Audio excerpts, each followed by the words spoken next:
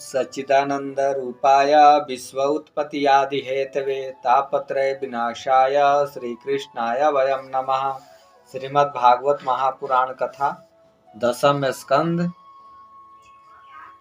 19वां अध्याय बलबल का उद्धार और बलराम जी की तीर्थ यात्रा। श्री सुखदेव जी कहते हैं, परीक्षित, पर्व का दिन आने पर बड़ा भयंकर अंधड़ चलने लगा, धूल की वर्षा होने लगी और चारों ओर से पीप की दुर्गंध आने लगी। इसके बाद यज्ञशाला में बलबल दानव ने मल मूत्र आदि अपवित्र वस्तुओं की वर्षा की। तदंतर हाथ में त्रिशूल लिए वह स्वयं दिखाई पड़ा। उसका डील बहुत बड़ा था। ऐसा जान पड़ता मानो ढेर का ढेर काली की इकट्ठा कर दिया गया हो। उसकी चोटी और दाढ़ी मूछें तपे हुए तांबे का समान लाल लाल थी। बड़ी बड़ी दाढ़ी और भौं के कारण उसका मुख बड़ा भयावना लगता था। उसे देखकर भगवान बलराम जी ने शत्रु सेना की कुंदी करने वाले मूसल और दैत्यों को चीड़ फाड़ डालने वाले हल का स्मरण किया। उनके स्मरण करते हुए दोनों शस्त्र तुरंत वहां आ पहुंचे। बलराम जी ने आकाश में विचरने वाले बलबल दैत्य को अपने हल के अगले भाग से खींचकर ब्रह्मद्रोही के सिर पर बड़े क्रोध से एक मूसल कसकर जमाया, जिससे उसका ललाट फट गया और वह खून उगलता हुआ आर्त स्वर से चिल्लाता हुआ धरती पर गिर पड़ा। ठीक वैसे ही जैसे वज्र की चोट खाकर गेरू आदि से लाल हुआ कोई पहाड़ गिर पड़ा हो। नैमिषारण्यवासी महाभाग्यवान मुनियों ने बलराम जी की स्तुति की, उन्हें कभी न व्यर्थ होने वाले आशीर्वाद दिए और जैसे देवता लोग देवराज इंद्र का अभिषेक करते हैं वैसे ही उनका अभिषेक किया। इसके बाद ऋषियों ने बलराम जी को दिव्य वस्त्र और दिव्य आभूषण दिए तथा एक ऐसी वैजयंती माला भी थी जो सौंदर्य का आश्रय एवं कभी न मुरझाने वाले कमलों के पुष्पों से युक्त थी। तदंतर नैमिषारण्यवासी ऋषियों से विदा होकर उनके आज्ञा अनुसार बलराम जी ब्राह्मणों के साथ कौशिकी नदी के तट पर आए। वहां स्नान करके वे उस सरोवर पर गए जहां से सरजू नदी निकलती है। वहां से सरजू के किनारे किनारे चलने लगे, फिर उसे छोड़कर प्रयाग आए और वहां स्नान तथा देवता ऋषि और पितरों का तर्पण करके वहां से पुलहाश्रम गए। वहां से गंडकी, गोमती तथा बिपाशा नदियों में स्नान करके वे सोन नदी के तट पर गए, वहां स्नान किया। उसके बाद गया में जाकर पितरों का वसुदेव जी के आज्ञा अनुसार पूजन यजन किया। फिर गंगा सागर संगम पर गए, वहां भी स्नान आदि तीर्थ कृत्यों से निवृत्त होकर महेंद्र पर्वत पर गए, वहां परशुराम जी का दर्शन और अभिवादन किया। तदंतर सप्त गोदावरी, बेणा, पंपा और भीमरथी आदि में स्नान करते हुए स्वामी कार्तिक का दर्शन करने गए तथा वहां से महादेव जी के निवास स्थान श्री कैलाश पर पहुंचे। इसके बाद भगवान बलराम ने द्रविड़ देश के परम पुण्यमय स्थान बालाजी का दर्शन किया और वहां से कामाक्षी, शिव कांची, विष्णु कांची होते हुए तथा श्रेष्ठ नदी कावेरी में स्नान करते हुए पुण्यमय श्रीरंग क्षेत्र में पहुंचे। श्रीरंग क्षेत्र में भगवान विष्णु सदा विराजमान रहते हैं। वहां से उन्होंने विष्णु भगवान के क्षेत्र ऋषभ पर्वत, दक्षिण मथुरा तथा बड़े बड़े महापापों को नष्ट करने वाले सेतु बंध की यात्रा की। वहां बलराम जी ने ब्राह्मणों को 10,000 गौवें दान की। फिर वहां से कृतमाला और त्रामपर्णी नदियों में स्नान करते हुए वे मल्ल पर्वत पर गए। वह पर्वत 7 कुल पर्वतों में से एक है। वहां पर विराजमान अगस्त मुनि को उन्होंने नमस्कार और अभिवादन किया।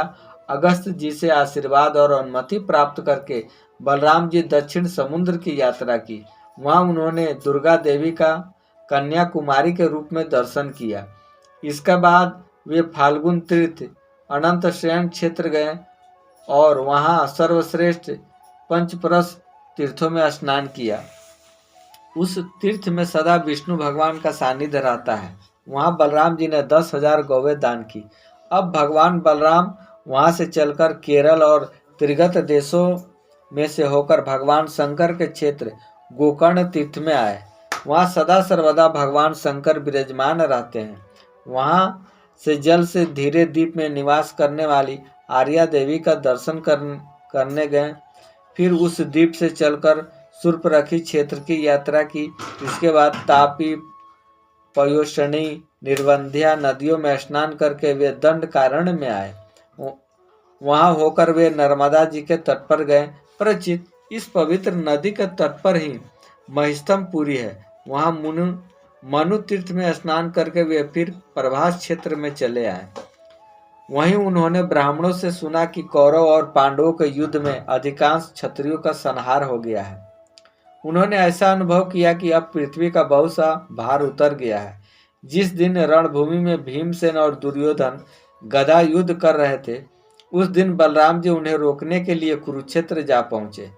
महाराज युधिष्ठिर, नकुल, सहदेव, भगवान श्री कृष्ण और अर्जुन ने बलराम जी को देखकर प्रणाम किया तथा चुप हो रहे थे। वे डरते हुए मन ही मन सोचने लगे कि ये न जाने क्या कहने के लिए यहाँ पधारे हैं। उस समय भीमसेन और दुर्योधन दोनों ही हाथ में गदा लेकर एक दूसरे को जीतने के लिए क्रोध से भर भर कर भांति भांति के पैंतरे बदल रहे थे। उन्हें देखकर बलराम जी ने कहा, राजा दुर्योधन और भीमसेन, तुम दोनों वीर हो, तुम दोनों में बल पौरुष भी समान है। मैं ऐसा समझता हूँ कि भीमसेन में बल अधिक है और दुर्योधन ने गदा युद्ध में शिक्षा अधिक पाई है। इसलिए तुम लोग जैसे समान बलशालियों में किसी एक की जय या पराजय नहीं होती दिखती। अतः तुम लोग व्यर्थ का युद्ध मत करो, अब इसे बंद कर दो। परीक्षित, बलराम जी के बात दोनों के लिए हितकर थी, परंतु उन दोनों का वैरभाव इतना दृढ़ मूल हो गया था कि उन्होंने बलराम जी की बात न मानी। वे एक दूसरे को कटु वाणी और दुर्व्यवहारों का स्मरण करके उन्मत्त से हो रहे थे।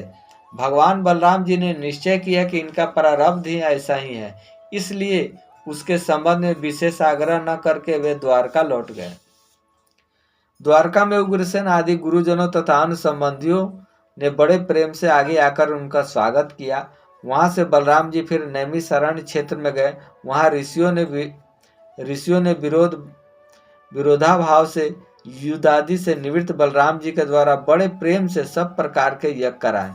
परिचित, सच पूछो तो जितने भी यज्ञ हैं वे बलराम जी के अंग ही हैं, इसलिए उनका यह यज्ञानुष्ठान लोक संग्रह के लिए ही था।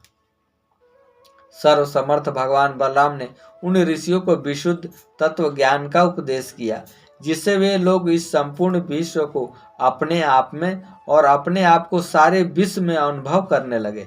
इसके बाद बलराम जी ने अपनी पत्नी रेवती के साथ यज्ञांत स्नान किया और सुंदर सुंदर वस्त्र तथा आभूषण पहनकर अपने भाई बंधु तथा स्वजन संबंधियों के साथ इस प्रकार शोभायमान हुए जैसे अपनी चंद्रिका एवं नक्षत्रों के साथ चंद्रदेव होते हैं। परीक्षित, भगवान बलराम स्वयं अनंत हैं। उनका स्वरूप मन और वाणी से परे है। उन्होंने लीला के लिए ही मनुष्यों का सा शरीर ग्रहण किया है। उन बलशाली बलराम जी के ऐसे ऐसे चरित्रों की गिनती भी नहीं की जा सकती। जो पुरुष अनंत सर्व व्यापक अद्भुत कर्मा भगवान बलराम जी के चरित्रों का साय प्रातः स्मरण करता है, वह भगवान का अत्यंत प्रिय हो जाता है। शेष अगले अंक में। राधे राधे।